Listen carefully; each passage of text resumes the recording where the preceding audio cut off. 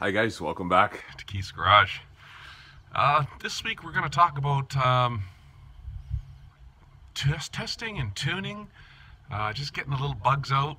You know, get through the honeymoon stage when you buy a new car. Everything's exciting. It doesn't matter. You know, if it's not something obvious like banging and popping or not driving, you just drive the car and you enjoy it. You're in love with it. It's new, right? I've only had the car now for just a little over 5 weeks, I guess. And I'm getting down to the nitty-gritties. I've been going through every little thing. And I've been chasing a little bit of a miss in the engine for a while. And it was multiple things I found. I like to do process of elimination. I don't like to just spray and pray parts at a car and hope it fixes it. Because what do you learn from that? Did you fix anything? You just learn that if you went and bought 10 things and you put it in the car and the problem's fixed, well, you're good. But you're not really, aside from learning how to be a good part swapper, maybe, you're not really learning anything technical. So I've been going through one at a time. Fuel system issues. We talked about the high pressure fuel pump, the float, vacuum issues, timing. I've been going through this car, and today I kind of broke new ground on something. I found something. A couple of little things along the way. I'm going to point those out and show them to you.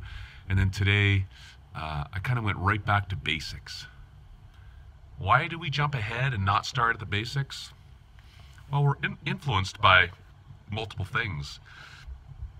You know, I know the car was rebuilt 25 years ago, and the engine only has 7,000 miles on it since it was rebuilt.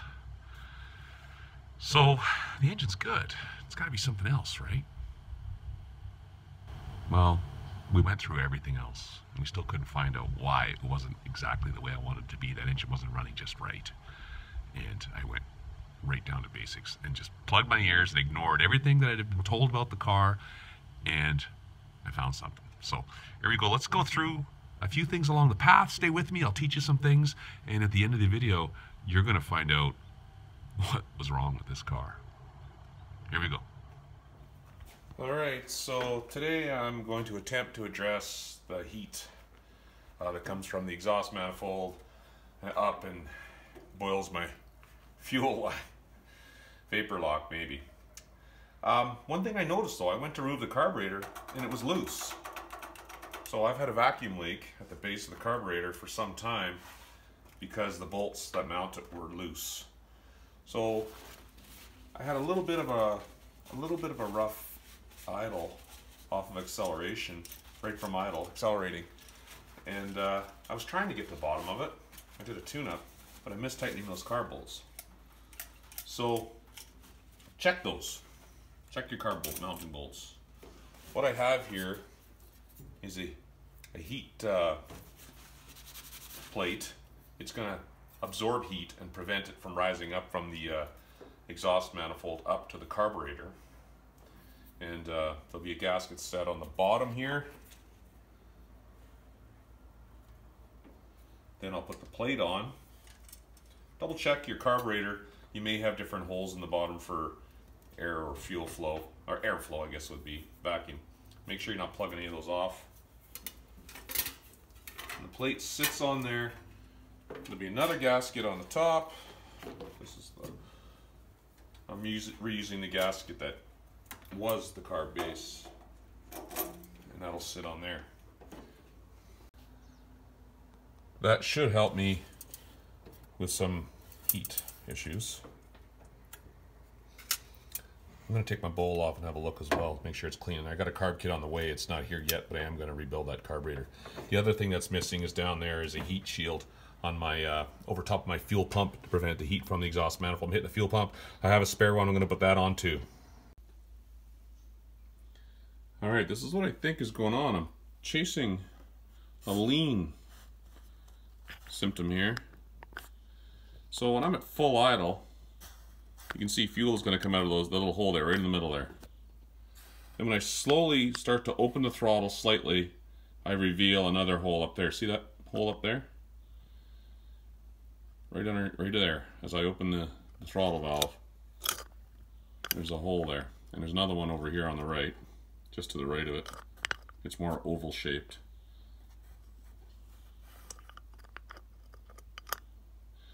I don't think I got any fuel coming through there. So when I go past that, I can accelerate and no problem. And when I'm closed at full idle, no problem.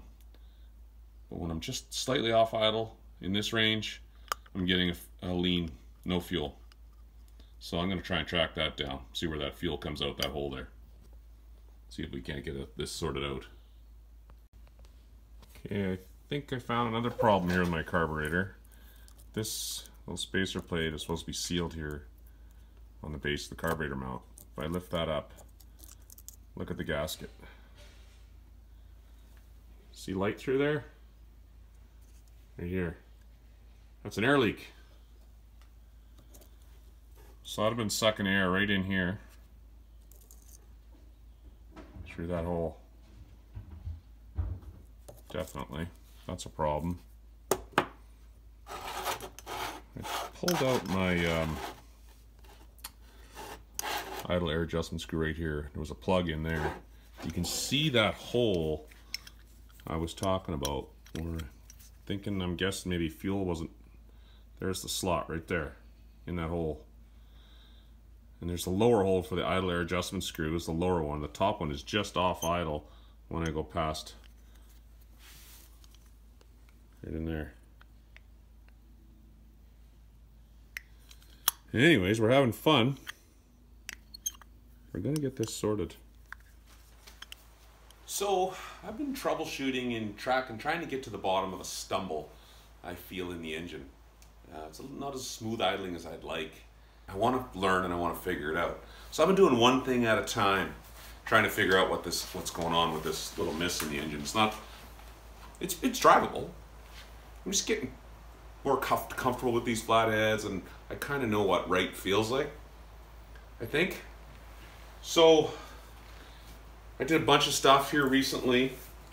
I had a fuel pressure regulator. I didn't. When I bought the car, it had this fuel pump on it, which is an air pump on top. It pumps air, vacuum pump is what it is, and it helps the vacuum wipers. They don't fluctuate with engine RPM. Even at idle, you get good vacuum, good fast wipers. So the vacuum pump on top, it was optional on this 1938 Chrysler Royal. And as you've seen in my other videos, camshaft pushes that lever up and down, pumps fuel down here, and the bottom is the fuel pump down here, fuel transfer pump, lift pump, whatever you want to call it. Up here is the air pump. But this is not the correct pump for this engine. This is a Carter, and it says model 684. And without the fuel pressure regulator, I was seeing like 8, I think 9 PSI. Here's the original fuel pump. This is what it looks like, a little bit different. It doesn't have a marking on it that I can see, but it looks correct. I was gonna rebuild this and put it on. I went to order the kit, I found it, it looks bang. I took it apart, inspected the parts. Most of it's there, there's a few pieces missing. The diaphragm in the fuel pump's gone. So I was gonna order a kit. Hovering over the buy it now button, and the freight costs stopped me again. It's getting ridiculous. For this, an envelope, right? I'm not going into that. Anyways, I'm ranting here. I'm not gonna go into a rant. I'm in Canada, and the fuel kit, it's way worse than Australia and Britain, I know that. I'm sorry, I feel for you guys. So I thought, I got enough spare pumps and stuff kicking around. My 38 Plymouth engine is still at the machine shop. So I figured I'll take the fuel pump off that, remove the vacuum pump. I can still run vacuum wipers. I'll just run off the intake manifold and they'll slow down or fast. But next time I'm going to order something, I'm going to consolidate my parts order. I will get a fuel pump kit. I rebuild a proper kit and put it on my car. So I removed the fuel pressure regulator. I got the stock fuel pump from my my Plymouth engine on there. The engine was about 1953 or so, flathead 6. I've got that pump on here. Fuel pressure regulator's off. Set the float. Took the carburetor apart. So there you can see what I found in my carburetor. And that was giving me a stumble off of idle because I had a vacuum leak there. So I took apart the carburetor, I cleaned it up. I resealed it, new gaskets, set the float again, put it back together, and the stumble from idle was gone. It was improved. That's awesome. But I could still feel the hesitation, right? Not quite right. Revving up, it would kind of surge a bit. And I'm thinking, is it fuel or is it spark, right? Doing one thing at a time here. Play with the timing again, up and down. Idle air fuel mixture scroll, up and down. Test driving, lots of test driving. I can't seem to get it right. So then yesterday, I pulled out the distributor and I compared it to the distributor in my Plymouth. So this is the distributor from my Plymouth here, and it's similar, but it's not exactly the same. It's not clocked exactly the same. The vacuum diaphragm is in a different place for vacuum advance. The hold down bolt is in the same spot, but you could probably swap distributors. I'm pretty sure you could. You'd have to make a new line. Now, I'm not an expert in distributors, but each one has different springs and weights for the advance of the mechanical advance. The vacuum advance, I think, is probably the same. So you could probably get away with testing it. Took the distributor out of my 38 Plymouth, had a look at it, put a new rotor on it, cleaned up the cap. Still, there was no improvement when I did that. So let's go back to yesterday. I took the distributor out, pulled the breaker plate off, had a look. The mechanical advance is all there. The springs seem to be working. The vacuum advance is working. I tested it with a pump and tested it with my timing light. Set the timing a couple times. I can't find that stumble, right? So I thought, maybe it's the condenser or the points. So I take the points apart, and they still work. They're there. There's tungsten there, and you know, I set the gap. I got the dwell right. And I don't have a tool for testing condensers, but I got 3 or 4 spares here, so I took a good-looking condenser. I put it in. That's this piece right here. This is the condenser. It suppresses the spark, so you get a good, clean, quick spark when the gap of the points open and close. And it also stores energy in there. It's almost like a little reserve for electricity, so when it takes a spark through it to ground, it stores it in there. Anyways, no improvement. Wasn't the condenser, couldn't see anything wrong with the points. Advanced, all system work. So I'm thinking, well, what's left, right? I still haven't actually taken the carburetor off and soaked it in carb cleaner, or you could do the ultrasonic cleaning method. You know, I have not done that, but everything seems to be working. Accelerator pump's good. Everything seems to be working in the carburetor. It's clean. Little check balls are all in place. I checked all that stuff. You know, this is one of the most rudimentary things I usually do, but I know the engine was rebuilt not that long ago, so I delayed in doing this test. And the test I'm talking about is a compression test. This is my compression tester here. I removed all 6 spark plugs, cleaned out the base of the plugs, pulled all 6 plugs out, removed all wires, just laid them on the head, they'll ground there. And then I tested each cylinder individually. I figure maybe it's a valve set, right? Maybe I need to do a valve set. Maybe there's some valve stuff open. That'll cause an engine to miss a little bit, right? They're not timed right. Or the gap's too large, you're not getting good, I don't want to say timed right, just good sealing on the valves. Valve surfaces might run a little rough, sure it would. Valves that are too tight,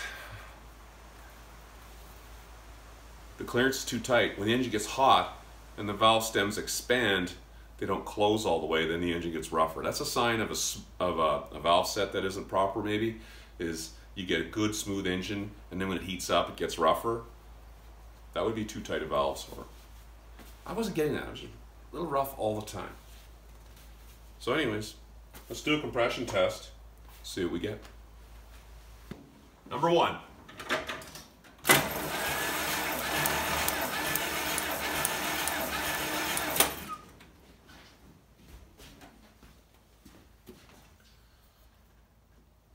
PSI. That's decent. So based on what I know, the owner of this previous owner of this 1938 Chrysler, I think I said Plymouth in my earlier video. I have a Plymouth. This is my Chrysler. He restored the car in the 90s. He said 25 years ago he restored it. And an appraisal was done on the car. And he gave me a copy of the appraisal. And that was done in like 1998. And the appraisal showed 50,000 miles on the odometer. And when I bought the car, it had 57,000 miles on it, right? So I'm thinking, oh, it says it restored it.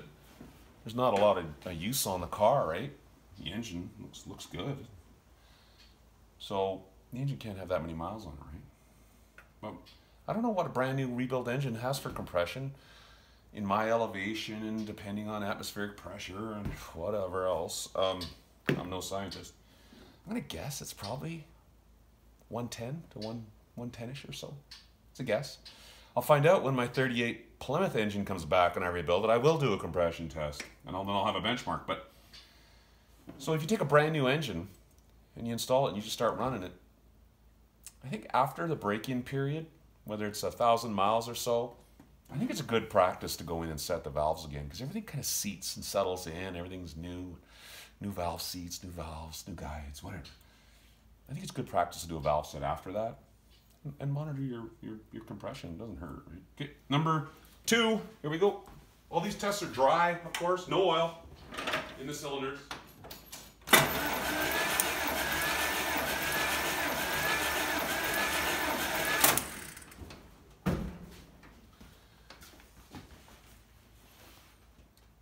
Yeah. 75 PSI.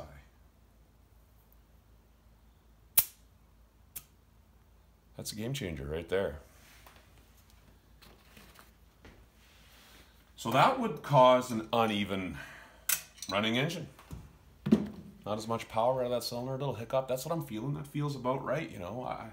I think I'm onto something here. So to kind of just, I'm going to test them all again. This time, I'm going to put a little oil in that cylinder. If the compression jumps up, we've talked about this before, sorry to beat a dead horse, but for the new folks, welcome. If this is the first time watching one of my videos, thank you. If I put oil in there and that jumps up to 100, or whatever, jumps up more than 10 PSI, I probably got a ring problem, cylinder rings. Sorry, piston rings. The compression does not change. I'm going to wager my bet that it's valves not sealing. Let's see, let's put some oil in there. Okay, there is one thing on a flathead engine. The piston is over here on this side. That's where we want to get the oil over to this side. But if we're going to put the oil into the spark plug hole, we got to try and get it over to that side. Otherwise, it's just going to sit on the valves. You need the oil over by the piston rings. I was kind of hoping I could get a piece of hose down there, but the smallest piece of hose I have is this piece of fuel hose, and I don't think that's going to help me. I got oil in the syringe. I guess I'll just risk it. Ideally, you'd have a small line. Maybe I'll get a piece of brake line and bend it on a 90 and see if I can get oil through that. Okay, so I've measured all my compression cylinders. I've got 100, 75, 90. The rest are pretty much around 90. So number 2 is our target. Show you what I've done here. Having a syringe in the shop is awesome. A little bit of oil. I'm not putting all that in there, but you don't need a ton. And I took a piece of my brake line here, spare brake line, and I just bent it slightly. Make sure you file off any burrs after you cut it. You can't have anything going down in your cylinder. Let's put some oil in there. See what happens. Okay, number 2. I'm just using this to try and get some oil over to the piston area. It's probably not necessary, but why not? Okay, so I guess I just put all that oil in there. It's probably a little much, but all right. Fingers crossed that the compression does not change, because I could deal with valves way easier than I can with piston rings. Okay, fingers crossed. Let's see what happens.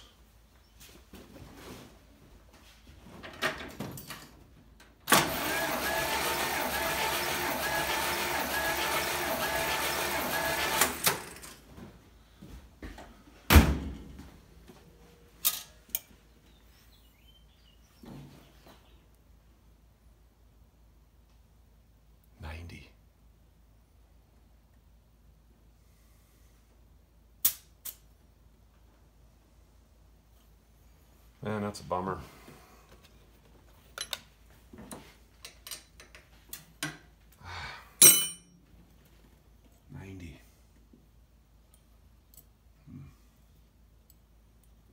Damn.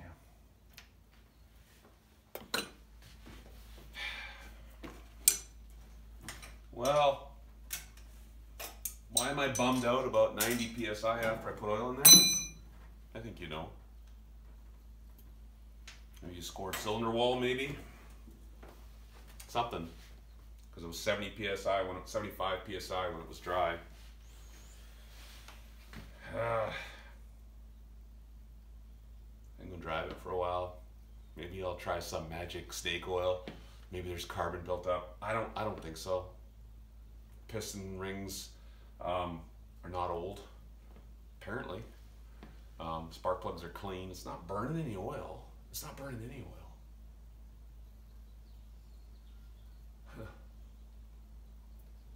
Well, you know what? I guess I'm gonna go in and check the valves anyways, even though we know when they're wet, the compression comes up. I'm going to remove the driver's side wheel next. There's a window in the inner fender. I'm gonna take that out. I'm gonna go in and I'm gonna open up the valves and set them all and redo this test.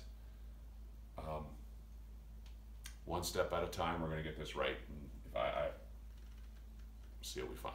Maybe we can improve those numbers. I'm doubtful, but anyways, this is the trials and tribulations of old cars. It's not the end of the world. You know what I do have in my back pocket? An engine being rebuilt right now at the machine shop. Not that this needs a new engine, I don't think, but I'm kind of disappointed, but whatever. If I find something I don't like, I've got an engine getting rebuilt right now that I could put in this car. It kind of sucks because it's destined for my 38 sedan, but we got options.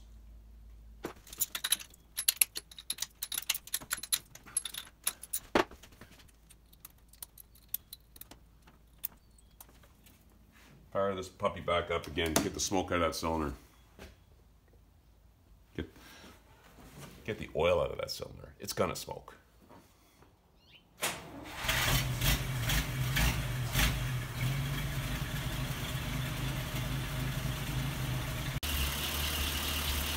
All right, for the sake of the people learning, you want to know what it sounds like to me?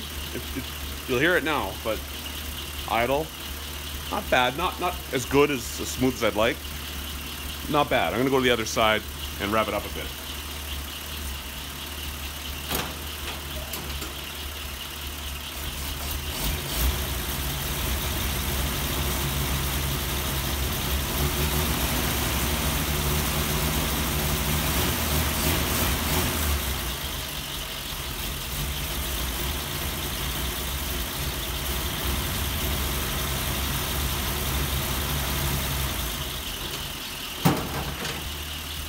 You hear it?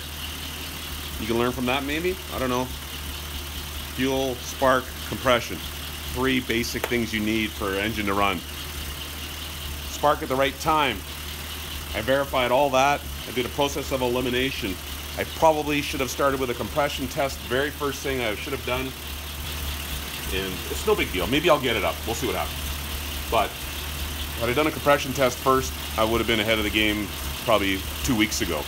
I'm chasing fuel pressure, fuel pump, timing, air idle mixtures through, condensers, cap, rotor, wires, plugs, ground wires, points, timing, dwell. Man, I was doing everything. And then the last thing, of course, I did the compression. Of course, it's the last thing you do, because once you find out what it is, you stop, right? But there you go, compression test. Should have been first. Doesn't have to be, but you can learn so much just by doing a compression test. There you go. Looking for used cars. It is what it is. I'm not mad. I got one low cylinder. Let's get to the bottom of it. Let's get it done. Let's figure it out. Let's move on. Happy motoring, folks.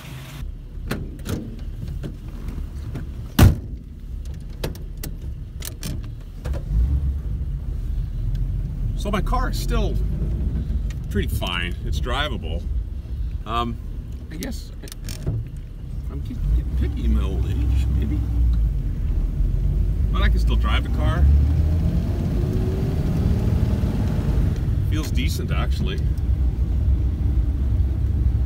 You know, I'm thinking more about this. The car, we know it was rebuilt 25 years ago and it sat a lot of years. There's a chance we have a stuck valve. Or partially stuck valve. Man, that'd be nice. And the compression didn't go up a ton. It went up 15 psi, and it's not a ton.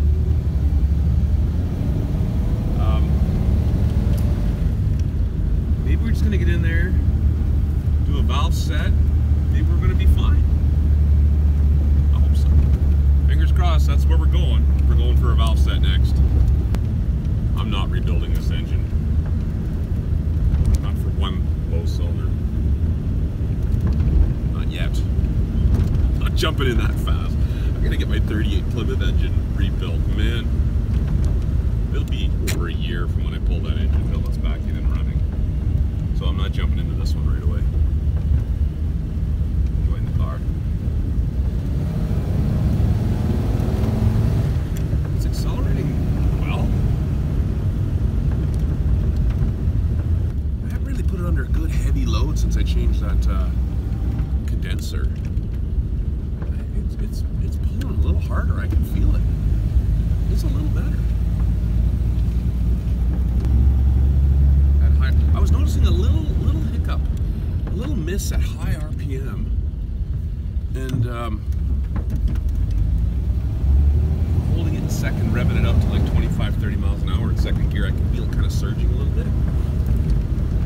So when I had the distributor part, I sprayed some lube in around that little breaker plate bearing, and put in the new condenser, made sure everything was moving freely. I think it's made a difference. First gear.